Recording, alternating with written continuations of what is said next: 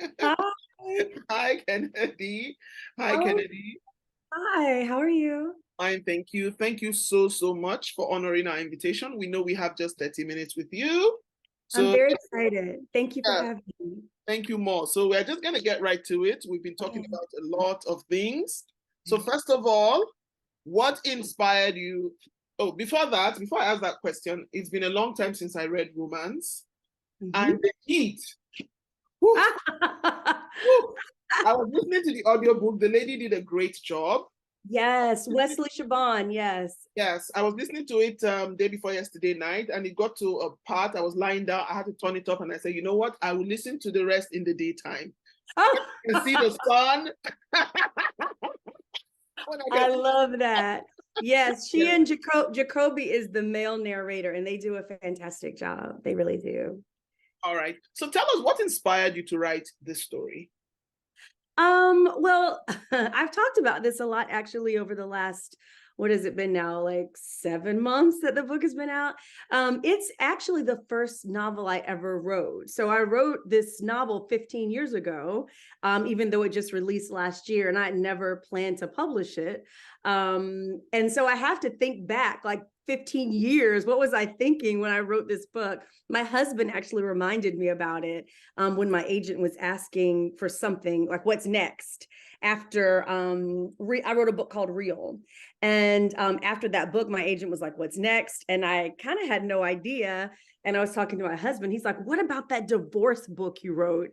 And literally it was 15 years ago, and the book was very different then than it is now. Like, it had the two main characters, it had the two kids, it had the restaurant, it had the aunt, it didn't have the friend group, it didn't have any of the therapy.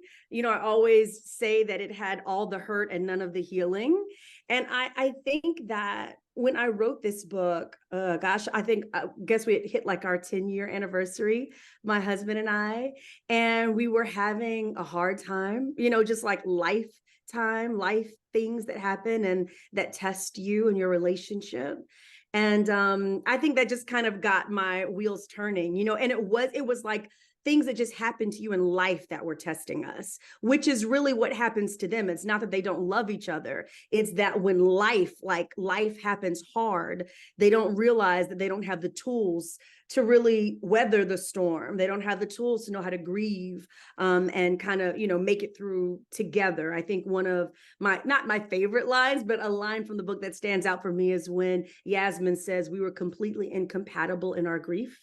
And so I think we were probably weathering some of that ourselves, just figuring out how to do hard things in life together. So that's probably a big part of it.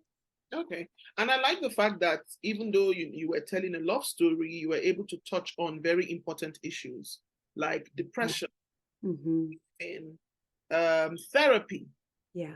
Yeah, you were able to touch on that. Talk to us about that. Why did you feel the need to bring in these key issues? Because I'm looking at it in the Black community. A lot Mm. of us still struggle with going for therapy. I'm Nigerian and I'm still very African. I always go, I'm not going to talk to any stranger. I will pray about it. So yeah. So why did you feel the need to bring in these key themes? You mentioned in the beginning, you said, that you don't read a lot of romance. I find that there are a lot of people who don't read a lot of romance who read my books. And I love that. And that's usually because it's not just the love story. Like, there's always other things that I'm very interested in.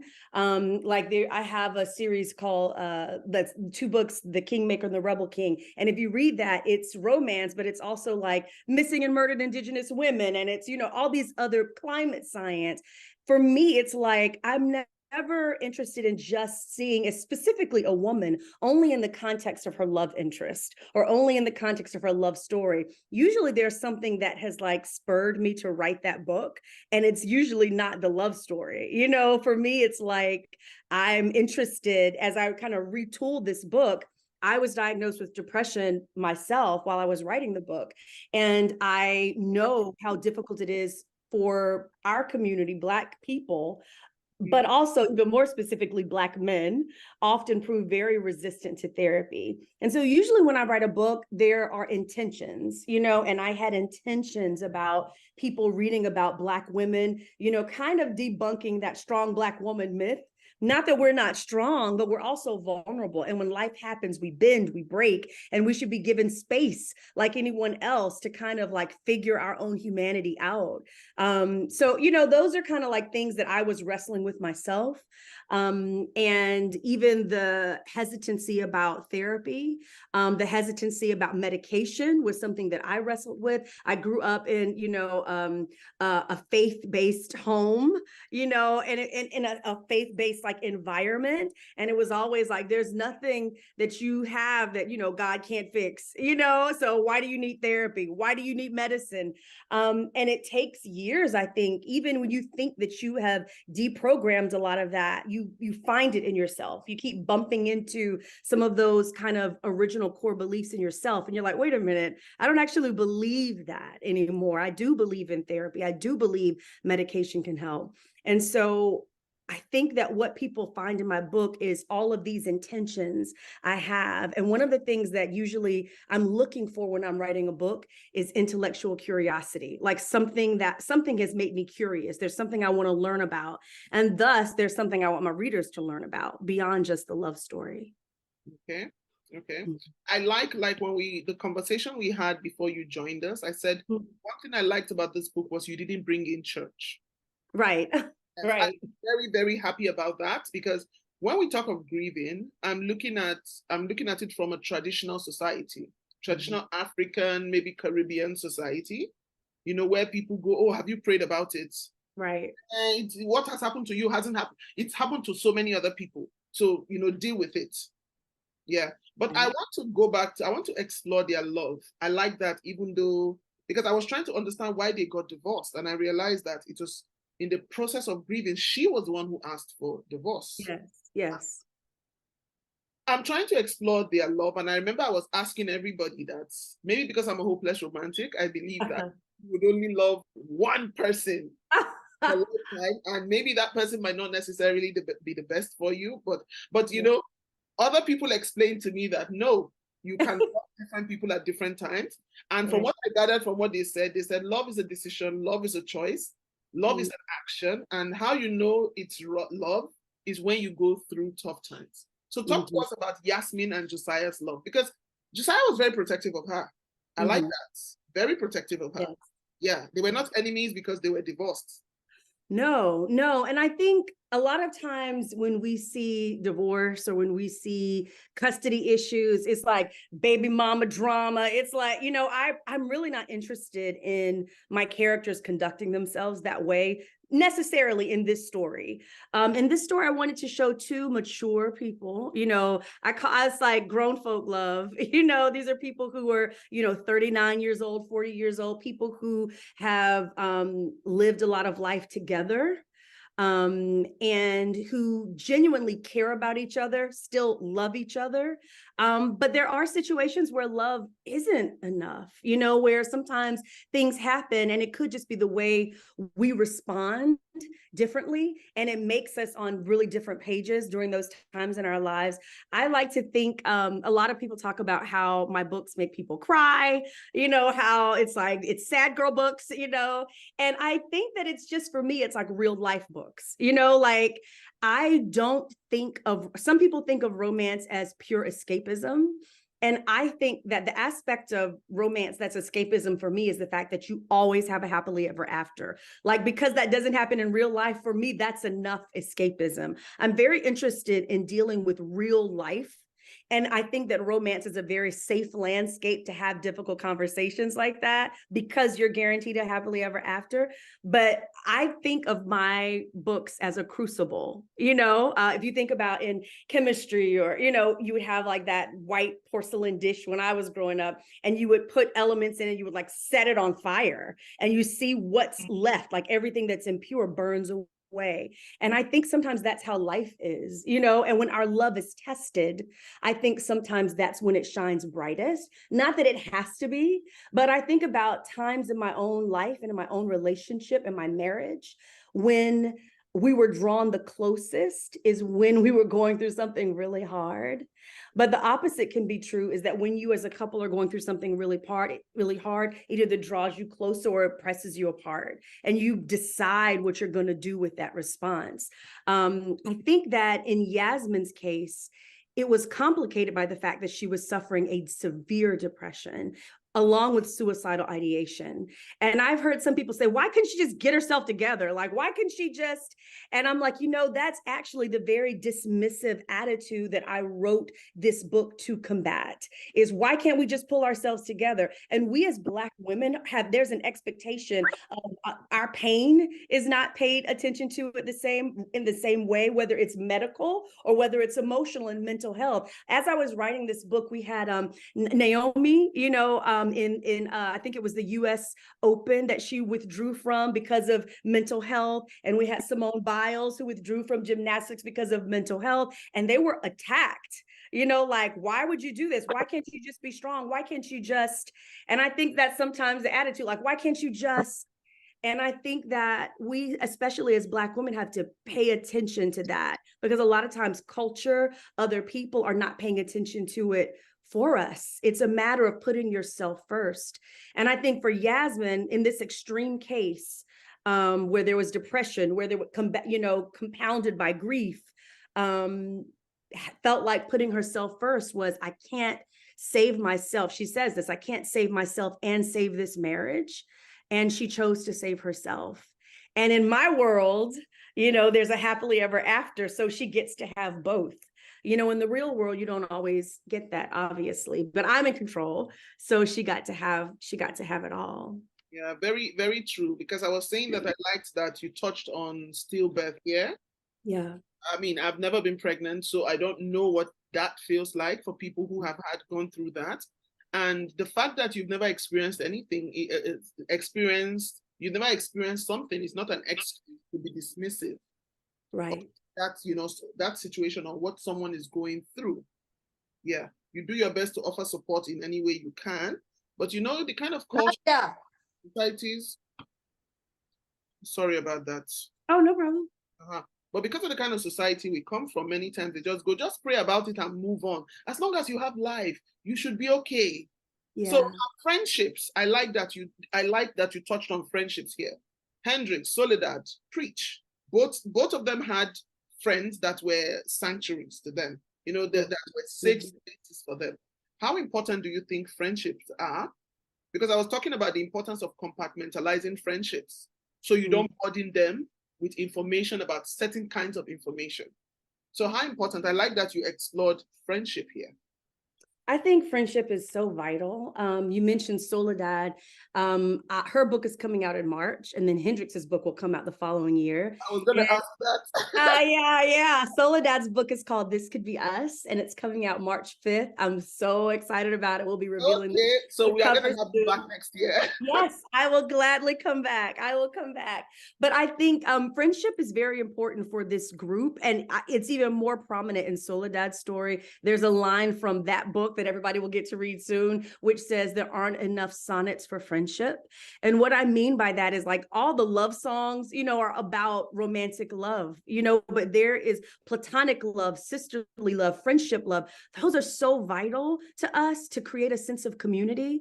And one of the things that Yasmin acknowledges that was a real big part of why she couldn't bounce back is that she found herself isolating a lot, which it's so common, especially when you are living with depression, to isolate yourself. I know from personal experience. I say, I say in the book, Yasmin says in the book, her therapist says in the book, that depression lies to you. And it does. Like, in your head, it's like this carnival of lies, and you're constantly trying to sort through what's true and what's not. And I think one of the things that Yasmin saw was that she ended up isolating herself, even from her old friends. And it was easier for her as a part of her recovery to kind of meet these people who hadn't known her before, who hadn't known what she went with, and she connected with this new group of women. That's not to say she doesn't have, still have old friendships, but there was something fresh about this connection and this community that she built. And I just think the community is so vital to our mental health, I think. and just to life, for us to have other people who see us and who are seen. And I think specifically with this friendship group, one thing I wanted to demonstrate was a diversity of orientation. When I say orientation, meaning Soledad is basically a stay-at-home mom. Hendrix is a career woman in a very pure sense who doesn't want children. And Yasmin is kind of a hybrid of that. She is, a business owner, an entrepreneur who also is the soccer mom and is also, at all the kids' things. And I really wanted for us as women to, because sometimes culture pits us against each other based on what we're doing, like, oh, you're a stay-at-home mom, so you must be lazy, you're a career mom, so you must be neglecting your kids, or you're whatever. I wanted to create this nucleus of friendship where the women are in very different places in their lives as far as their pursuits, but they respect each other, they respect their decisions and their choices, because that's the essence of feminism, is choice. Like, true feminism is choice.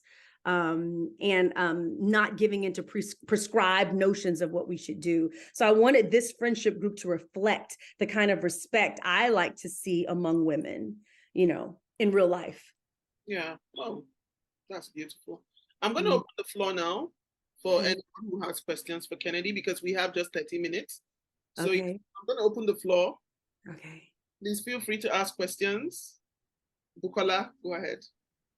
I'd like to say thank you so much for this book. So more than a question, is more like a comment. I really, really appreciate it. Like Louisa, I haven't read romance in ages. I like books that are deep. But apart from the fact that I love this book, and then everybody was telling me you read more of her books, I like the statement you made earlier that you don't write just about relationships, about romance for the sake of romance. You want people to learn. You like learning about things, and that is why historical fiction is my favorite. I like learning about things. So definitely going to read. In fact, I've bought so many of your other books, just waiting to read them. So thank you very much for that. I just wanted to make a comment about what you just said about feminism being a choice.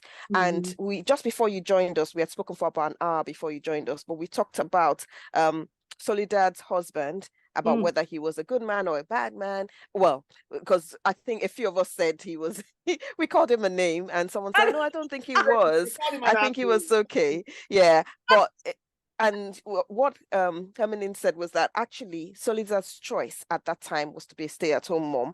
But I love what you just said now about it was her choice at that time, but as girls were getting older, she should have been able to choose to do something else.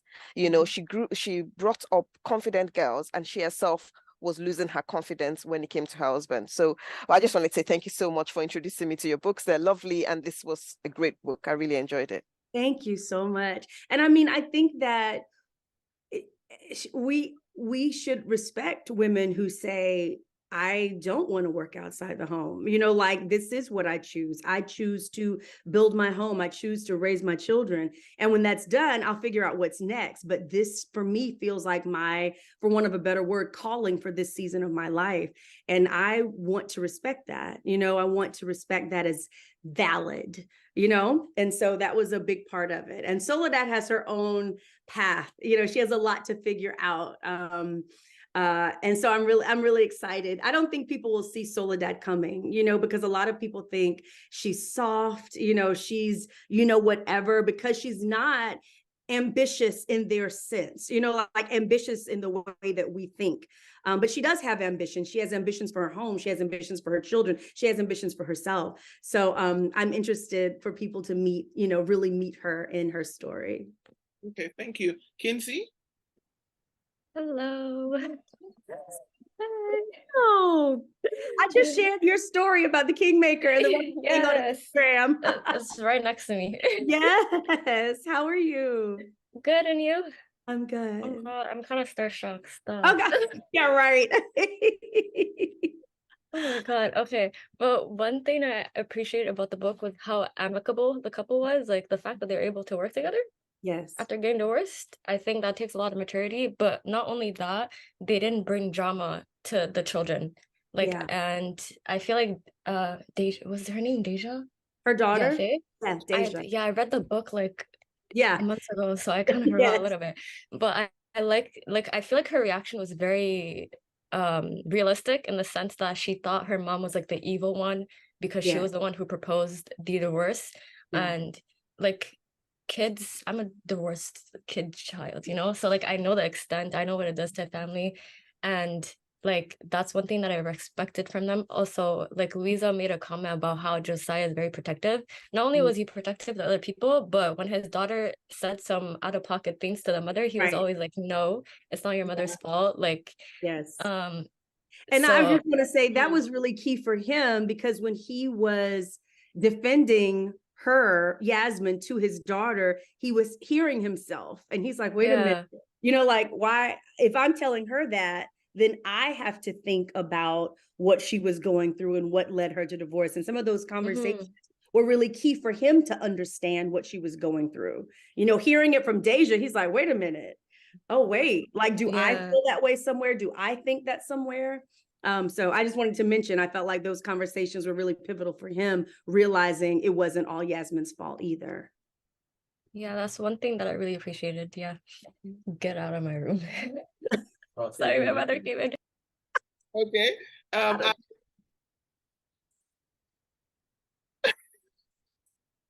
That's awesome. Alice, I see your hand up. Okay. I think Alice is not there. I just wanted to ask, okay, let me see. We still have a few more minutes with you. Just talk us through your writing process. How did you write those love scenes? I really am, because I write, but I need to learn. Right? I need to understand. How did you write? Were you sitting outside? Were you in your room? How did you write those love scenes? Because, whoa. Alice says I am here. Can you hear me? I just didn't want to. No, Alice, we can't hear you. Type your question out, and I see you now, Alice. I see you. Can you hear me though? Yes, I hear you. Yes. Hi. I didn't want to steamroll over your question if you had one. My technology is so bad today. I just wanted to say that one of the things that I appreciate about the book is the way you have talked about therapy and how the Black community usually sees it, and the way Isaiah, yes, right? Josiah, yes, has overcome his fear of talking. And I don't want to spoil anything for anybody who hasn't finished the book, but the way he handled it and the way he handled it through his son, that was for me the most beautiful and magical moment, because we don't talk a lot of times as family members, at least in the Black community. Those type of conversations are usually handled in a certain way or either taboo. So I did appreciate it. And I thank you, because I offered your book to my brothers, telling them, listen, don't read the book as a romance, read and definitely pay attention to what the man is going through and how he deals with it. So thank you very much. That's what I wanted to say. And you know what? It's so funny you say that, because this book, more than any of my other books, I see women giving to their partners, giving to their male family members to talk about therapy. And that was really one of my hopes, you know, is that it would, because that's really, I'm writing that for women who have partners, women who have, you know, husbands or whoever who might be resistant, to see kind of modeling someone who is resistant in the beginning, the way their partner might be, and as hope, you know, to see that person eventually embrace therapy and make it a real part of their healing process. So I really appreciate that. Thank you. Thank you. Hermelyn. Okay, so Hermelyn, you ask your question so Kennedy can answer my question. Okay. Hermelyn, ask your question. So first, I want to say thank you for such an inspiring book. The reflections are great. The balance, the jealousy, everything is a full package. Now, I want to spring to the fact that Kasim, the school eats you. When the parents went to the school, for me, that was a big one. Yeah. And I want to know why you went there, because I know culturally, I experienced things like that in school, where they paint the negative picture of our kids all the time. So I like that piece in there. So if you can elaborate or go with Louisa's question, that for me was important. I think that it's funny because, you know, it's like Yasmin like has her Black mama, you know, ready. I'm ready to go. And my mom had to do that for me a lot when I was growing up. I found myself in like AP classes, you know, where I was 1 or 2, you know, I'm older, you know, than you might think. So way back then, I don't know how it is as much now, but way back then it would be me and maybe one other girl or one other guy who was Black in our AP classes. And I found myself the only one often, or one of just 2. And being in that situation, like the pressures that come with that, the expectations, the microaggressions, you know, that come with that, I wanted to address it. And I'm, you know, from Atlanta, lived in Atlanta for 20 years, which is where this is set. And if you are ever in Atlanta, there's so much Black affluence and so much Black excellence and so much Black progressivism. I mean, we run that city, you know, which is amazing. But that also sometimes puts us in situations where we are bumping up against so much privilege, and money doesn't give us privilege all the time, you know? And so I wanted to paint kind of that situation where you have a family that is somewhat middle class, upper middle class, and their child, brilliant, genius, you know, but in these situations where he's the only one, or they don't expect a Black boy to move the way he does, and the protectiveness that comes with that, and the vigilance that comes with that. I mean, here, I'm sure it's that way in Canada too, but here in America, there's such a vigilance that we have to have about our Black children, and even more specifically about our Black boys.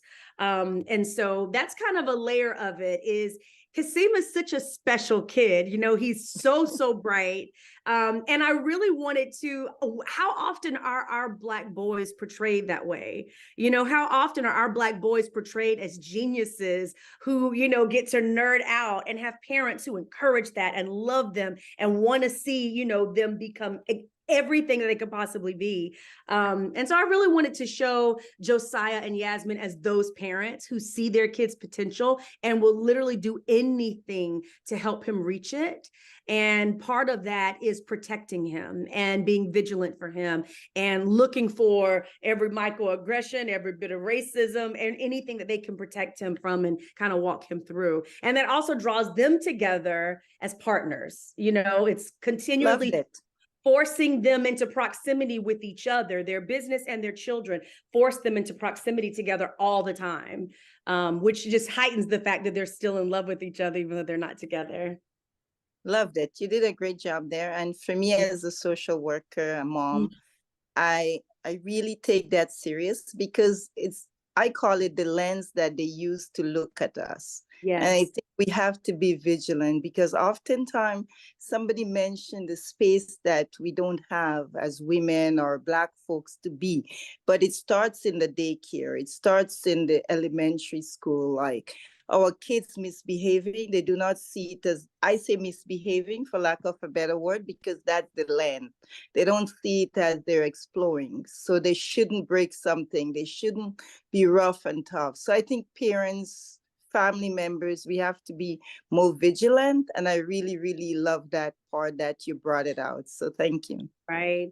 Parenting and motherhood, fatherhood, all of that's a really big part of this series. And I think you see it even more, I don't know, even more, but you definitely see it a lot in Soledad's book. There are autistic boys in Soledad's book, 2 autistic twins. My son has autism, and I've, you know, navigated him through, you know, from the time he was diagnosed when he was 2 through every, you know, all the different phases, and now into young adulthood, and the vigilance that you have to have being a disabled person, but then being a Black male disabled person. It requires a level of like vigilance and intervention that it just puts you on guard, you know, all the time. And it makes you incredibly protective. And I'm really looking forward to unpacking a lot of that in Soledad's book. Okay, so back to my question. How did you write those steamy love scenes? And I see it's 12:30, but I can stay a few more minutes. I'm not, Okay, it's not a hard out. Yes. Okay. my process, like my process overall, when you talk about therapy and you talk about all the different things that I discuss in my books, you know, Kinsey, we were talking about All the King's Men, you were talking about missing and murdered Indigenous women, like all of these things are not necessarily things I know about, you know, they're not my lived experiences. My background is journalism. And so I mentioned intellectual curiosity before. There's always questions that are driving me, you know, and so I do, I approach writing books the same way I would approach writing a story, you know, as a journalist, deep research, but also lots and lots and lots of interviews with people who have those lived experiences.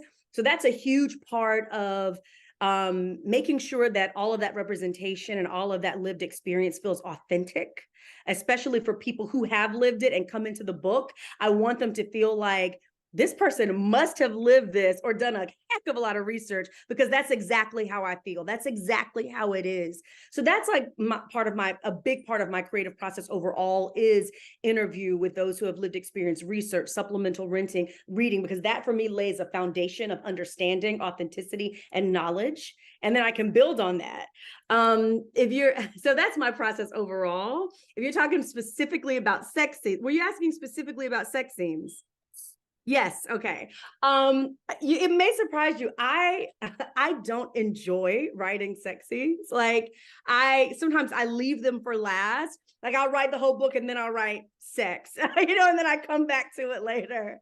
But this is why sometimes sex scenes are very crucial for me though, because I like to write what I call unskippable sex scenes. And what I mean by that is a lot of times sometimes when I'm reading romance, when I get to the sex scene, it feels like, okay, I've seen this before. Okay, flip. You know, I start skimming sometimes because I'm like, it's just sex.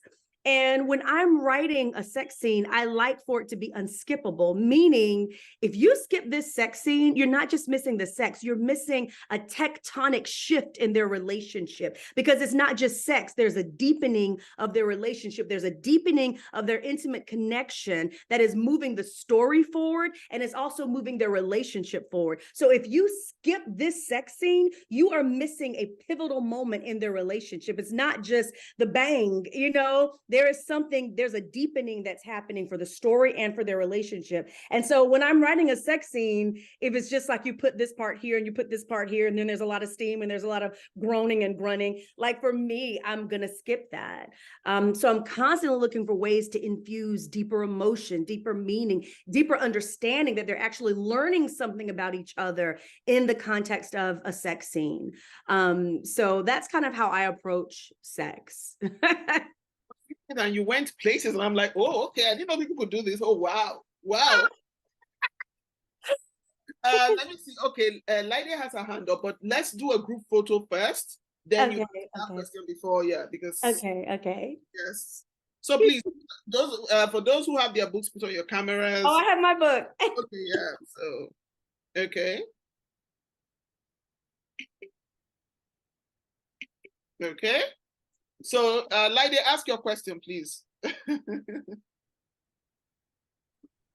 Yes. Sorry for my lateness. Yeah, so nice to meet you. I just want to say, first of all, you're gorgeous. Oh gosh. And so a couple of things. I have lived through most of the things you wrote about. Okay. So I didn't have a stillbirth, but I had a couple of miscarriages. Yeah. And yeah, I never got any therapy for it. It was just like, yeah, next, especially with Africans, right? The doctor says you can't get intimate for 3 months or 6 weeks after a miscarriage. They're just counting down to when that day is, okay? And then my mother died suddenly at 58, and 6 months after, my husband left me with 2 young children under the age of 6. So again, no therapy. It's just like you're just an autopilot, you know. So I was happy that it was triggering for me reading the book, okay? A little triggering because of some PTSD, but it was nice that there was a happy ending, right? The therapy, the shedding light. Like I've never been to therapy. Right. which brings me to the second part of friends. You know, sometimes surrounding yourself with good quality people that you've chosen intentionally, not just friends that, you know, a lot of folks have friends they're just putting around so you can brag to. A lot of Nigerians are like that. So you can say, oh, look what I got. I've got a bigger job. I just got the new Gucci purse, you know, whatever. So it's good to surround yourself with good quality friends. And therapy, I say, is 1 hour. But having a friend that you can talk to anytime, you know, that will call you on your PS, that will tell you, listen, wake up, that will give you tough love is priceless. And as women, we need to, you know, stick together and be each other's friends. A lot of us are quick to give a dead relationship many chances, but we give up on our girlfriends like that. You know, we should borrow each other money. I can tell you that. You know, if you have quality people, you can absolutely borrow each other money. There's on a side note, there's a story that broke off in Nigeria. This lady borrowed a man that had just been out of prison in 4 months, 100 million naira. Okay, yeah, and they got married and blah blah blah. Anyways, marriage is over, and she tried to jump off a bridge into the ocean. So I don't know. I mean, I'm not trying to get into her head, but I'm just saying we should be more trusting of female relationships. Right. Even more than, because I guarantee you, she wouldn't have loaned another woman 100 million in a million years. Nope. So, yeah.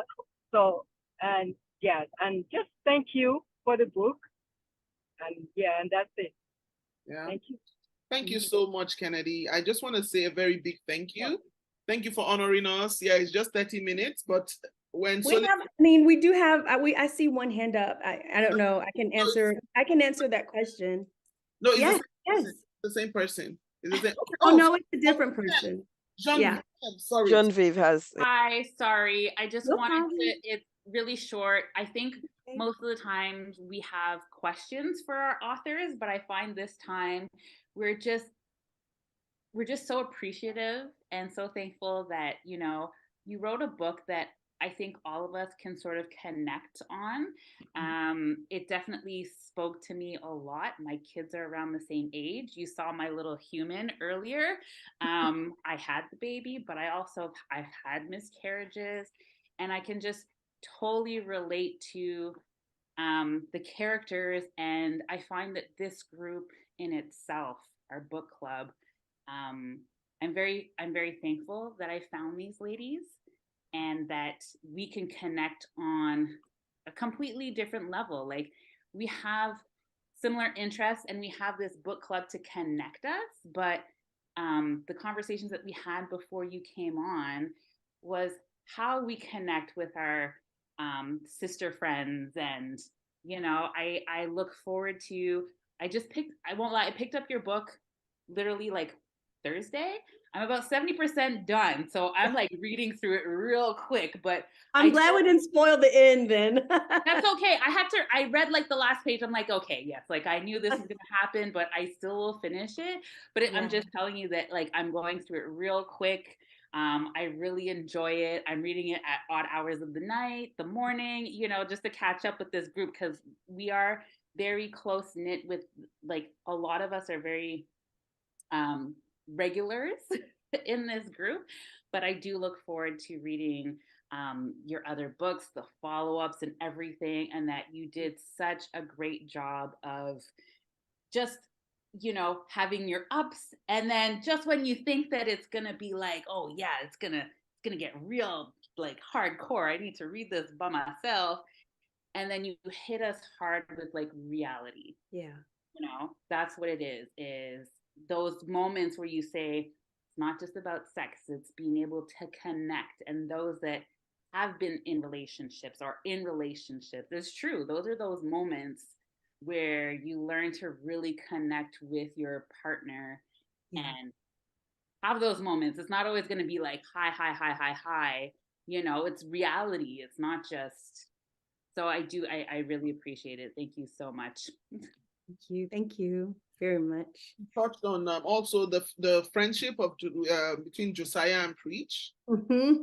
Like that, when you spoke about them, you mentioned that they both went to college, they graduated, and they followed their own path. And Yeah. Preach's He owns a barbershop. yes was to own a barber shop, which he had always cut hair from uni, Mm-hmm. and now was a successful barber with a degree. Yeah, with a businessman. Yes. Businessman. But you know, for us back home, people just look, hey, you have a degree. Why are you cutting hair? Or they will say, you know, you can own the barber shop, but you can hire people to do it, and then you as a businessman. So I like that friendship, and I like that they checked in, especially checked in on his friend. Are you okay? Is everything okay? And I like how he how he protects Yasmin, because Pre said to him, how I knew this was a keeper was when you weren't willing to share information. So, yeah, because I have a lot of guy friends, and when they talk, they talk. Yeah. So for a guy to have this girl, he doesn't want to give details about, he doesn't want to say anything. It's like, okay, I see you. Yeah. She's special. She's special. Yeah. So I like that you touched on that. Well, Kennedy, I just want to say a very big thank you. Thank you for honoring us. And thank you for this book. Now I'm going to go look for your other books to read. We are bringing you back next year, but please, we need you for an hour. 30 minutes is too. I know, I will. I'm under deadline and I've been traveling a lot. So I've been kind of boiling everything down to protect my time, but I really enjoy being with you guys. And if you're looking, a lot of people ask me, what should I read after before I let go from you? I always recommend Real. If you are looking for another book of mine to read, Real is the one I always recommend. So I mean, I have a lot of them, but that's the one I usually recommend to people. Christy says she's listening. And I was going to say, if you like audiobooks, that's the way to experience Real is through audio. Absolutely. Yes, thank you for the recipe. Yes, so many people cook the pound cake and like they prepare the pancakes and all that stuff and tag me on pictures. It's so cool. So I love that. Yeah, for the pound cake, I saw it and I said, well, since I'm on a healthy eating journey, I'm going to substitute the flour for oats. I'm going to try. Oh, very good. I want to see that. Try with oats and see what happens. So yeah, so thank you for the recipes. I mean, there's love in food. It brings us together. Yes. Thank you. So you're looking well. I want to try that cake with you. Okay. You're gonna have to invite us over for that. I'm gonna try it out. If it comes out well, I'll invite you guys. So thank you so much, Kennedy. Have a great Saturday. You too. Thank you very much. Thank you. Bye.